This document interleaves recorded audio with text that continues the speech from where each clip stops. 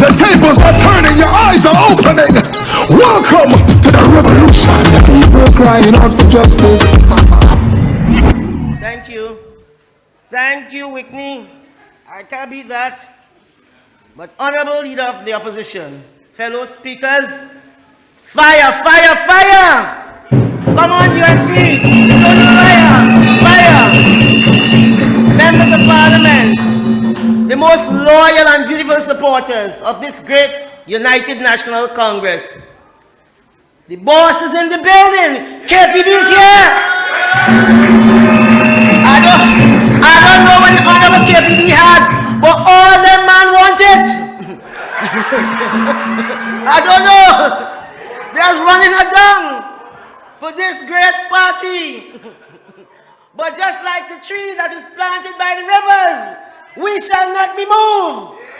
The greatest party in Trinidad and Tobago. Thank you for coming out in your vast numbers this evening. There exists no other group as patriotic, no group as loyal, no group as devoted as the supporters of the United National Congress. I thank you so much. Thank you for standing your ground as we march on our road to victory. Thank you for standing in the gap for Trinidad and Tobago. I am happy this evening. My mom is with me, and so is my sister Jackie. No, she doesn't live here. She came in a week or so ago because, well, she called me one evening and asked me and my mom if we can go to a memorial service in honor of one Nicole Moses. I don't know if you all remembered her because so many things have passed since then. I immediately told her, yes, we will go. And she said, okay, I'm coming. And she booked her and she was on a flight the same night to come down to Trinidad. Nicole was my sister's best friend since they were 19 years. Well, she was 19 anyway. And Nicole was murdered in February of 2022 in front of her mother whilst packing up her SUV, as usual, to go to work. Some men scaled the wall, and in front of her mother, they killed her. Such a beautiful girl. Yes, they call her Syrian. But what she was intrinsically Trinidadian. The most loving, the kindest. Now, our life moves on. Nobody remembers but the grieving parents, the close relatives, close friends.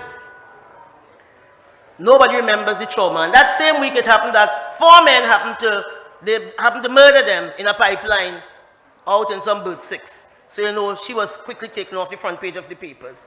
Unfortunately, in Trinidad and Tobago, it appears as if each day there is a competition to shock us with murders becoming more brazen and more brutal. I read about another one. You just read about them every day in the Saturday papers, where it was reported that 26-year-old Anissa Ramkisoon was murdered. She wasn't only murdered, she was killed in front of her 1-year-old, her 3-year-old, her 6-year-old, on her knees, begging for mercy. Please, she begged murderers. That is what Trinidad has become under Keith Christopher Rowley and his band of crooks. That is what we have become. Enough is enough. When will the murders be gruesome enough to galvanize us into action? Police said that Anissa Ramkisoon was at her train line home, in her home, when the gunmen entered. Now, that is not even the strangest part of the story. Prior to that happening, people were running through the village saying, gunman on the loose, hide your children. Where is this happening? In Trinidad and Tobago. They are telling people, bring in your children. Gunmen are on the loose. This is not JT at you know, with Yabel Kid and Dotson, Dusty and the fastest gun in the West. You know. This is Trinidad and Tobago that we are talking about. And we have to take control of this monster, or it is going to consume every one of us. What did they go for? They went for what they call tax. Not BIR, you know, they go to BIR. They went to Mrs. Ramkisoon's home because she was building a little parlor to hustle. And they went and they killed her because she refused to pay them any tax. And even as she knelt there and her sister offered them the money, they killed her callously because they are judge and jury and executioner. And you know what? They know they are not going to be caught. They are somewhere out there running wild, waiting to kill again if they have not killed again since then. I tell you, Trinidad and Tobago, we must get serious. UNC, you are the only group standing in the gap. It's only a UNC government led by Kamla Prasad Bisesa who will put a stop to this bloodletting. On the early hours of Saturday morning, a prominent attorney forwarded me the article, and he commented, "This article above is the chilling reality of our country. We have been hearing multiple stories of criminal elements demanding tax money from small businesses and ordinary residents. They quietly pay to avoid trouble in Trinidad." He said, "Our country has reached the status of Benin, Biafra, Yemen, Sudan, Venezuela, and the like. Unfortunately, our young women being murdered is no longer, it doesn't shock us anymore, because the beat just goes on, because this is the only business that PNM has going. It's the fastest growing business in this country. Murder and funeral homes. And little boys with job title of driver, lookouter, and shooter. That is what they have created in this country. So I hear you, honorable member for Shogwana Seas. I hear you. And by the way, I never had any doubt about Vandana. I've walked the road with Vandana. I had absolutely no doubt. So I will tell the PNM, they better examine the horns. And if it was Mr. Pandey standing up there, he would have called him Anima Karam. That is what he would have called him, Anima Karam. So they better examine the horns. But that is a matter for them. We have Vandana Mohit, and as she said, her feet are firmly planted on the ground, and she doesn't have to convince me. I tell you, Vandana, don't wild them, no man, don't wild them. Let them run in. Let them run in. All who feel they're bad, let them run in into Shogwana Seas. And we are going to beat them. I have no concern about Vandana. None at all. So that is why I joined the honorable political leader in wishing the new Commissioner of Police well. She's the first Commissioner of Police in a long time to set a definitive timeline. People go to the other one. That is a woman. And she said, I got fix this in 3 months. No. She mightn't. But you know what? She has more cojones than those men. She said 3 months. Take it or leave it. And I will take it. She said we will expect to see a change in the murder rate short term by June and long term by December.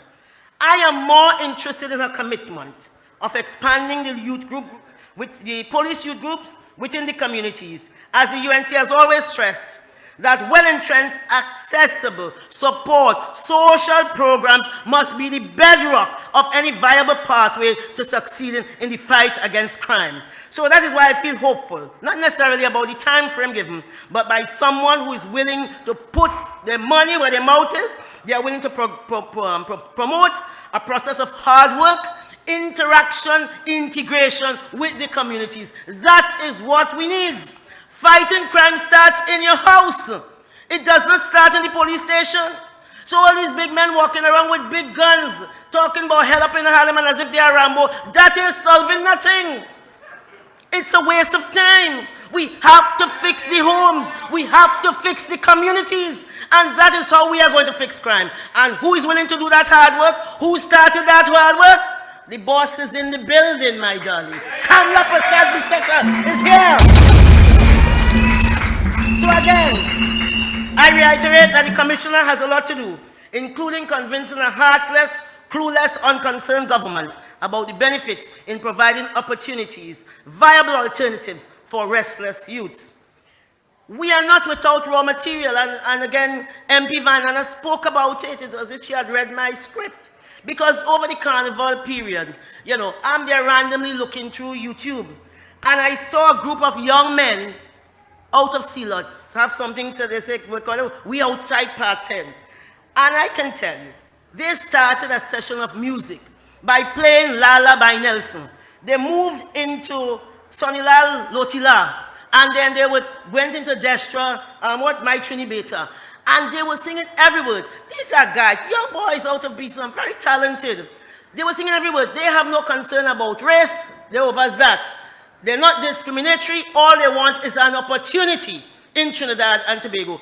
And these young men have 63,000 subscribers from across the world. I was looking at it. Because, we are curious about these things. The leader and I, we're always talking about jobs and opportunities and what have you. And they were singing every song. They have evolved beyond the politics of race and beyond the politics of discrimination, as just about every youth in this country. They want the country to know, they want the UNC to know, they want our leader to know she sees them. And she does see them. It's not by what she promised, it's what she has done. She has a proud record to stand on. We see them. We recognize their potential and will provide the access point. They will do the rest. As I said, these young men had a subscription of over 63,000 people all over the world, listening to their unique mix of soca, chutney, pop, soul, music, and reggae. Young guys just doing this thing. So people from all over the world were commenting. I was looking at that. And the UNC understands with technology, there will be new opportunities. And there will be no borders and boundaries. And our plan includes getting the young people prepared for these opportunities presented by the new advancing technologies. As I walked in here tonight, in this village of Endeavor, in Shagona Seas, what did I hear here? I heard Afro pop. You know where that music come out from? Ghana and Nigeria. In this meeting, you're hearing Afro pop. So it tells you about the universality of the music. And what they have done, because of technology, TikTok and Instagram and so on, that music now has taken over the world and probably is the most downloaded music on Spotify. You think Afrobeat better than soca and chutney? No, it's not. But so what we need is an access point. All this music by Nyla, because I'm listening to the new music, it's new music. It's new beats. And if we get that going on TikTok, the way they do the dance, and because this music, what they bring with it, they have the music, they're making the money. But then they have the culture. They have the food, they have the dress, they have the web. So they are infiltrating. So it's cool now to wear African kente cloth because of these massive stars that have come out of this new wave of Afrobeats through this TikTok and what have you. So the US is seeking new markets for manufacturing computer chips, which is suddenly currently in short supply. The US is moving away from China, large source market, and they are looking for suppliers for microchip. Banks are moving their services with Brexit. They move away the UK from Europe. Banks are moving out of the UK into other niche markets. There is so much that we can do and so much to do. But we have a government that is anchored in an old economy and lies. And it is not that they have no dollars, as they say, it's that they have no sense. The government has no sense. So the many viral videos on social media depicting, again, you have the technology, depicting fights between students. Last week it was Tranquility Secondary School. They are normal. You just see these things coming up on your phone. And I called the teacher of Tranquility and I said, what is going on there? Because the ban on the video had the 17th fight for the day. She said, that's a joke. Let's break the record yet. It is 23 fights. That's the record at Tranquility in one day. Then last week, I think you had Tabakit Secondary. What they had? 10 fights in that one day, maybe Friday or what have you. Now, what do you think is happening to these young people? If they are expelled or they are suspended or they leave school early or whatever. Where do you think they are going? They are pipeline for the streets and for all that exists in the streets. How can we stop crime when you don't know how to manage the school children? Do you recall that in 2015, a big part of the manifesto of our political leader was that any child found on the streets of wherever before 2 p.m. or after before that time, 2 p.m., when schools are supposed to be out, what will happen? The parents must account. You have to manage to suit your problems. You can't manage as if you don't know what is happening. I don't know what this government is managing. I don't know who they are managing for. I don't know why they are where they are. But really and truly, I'm telling you, it is something that confounds us. I have never seen anybody, and I can't say incompetent, more foolish in my entire life. A bunch of foolish people. Trinidad is a small space still. We have a lot of good people. We have a lot of bright people. What people need, they need guidance, and there is no supplier bigger than the government of Trinidad and Tobago. The government is all pervasive, but they're all pervasive for all of the wrong reasons. All of the wrong reasons.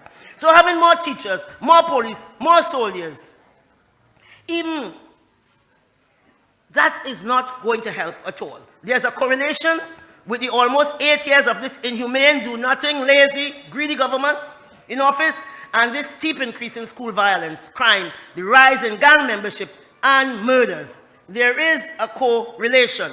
So this morning, I think it is, when I saw the Express editorial, they said try eviction with compassion. And they said there are few images as heartbreaking as those of a forcible eviction.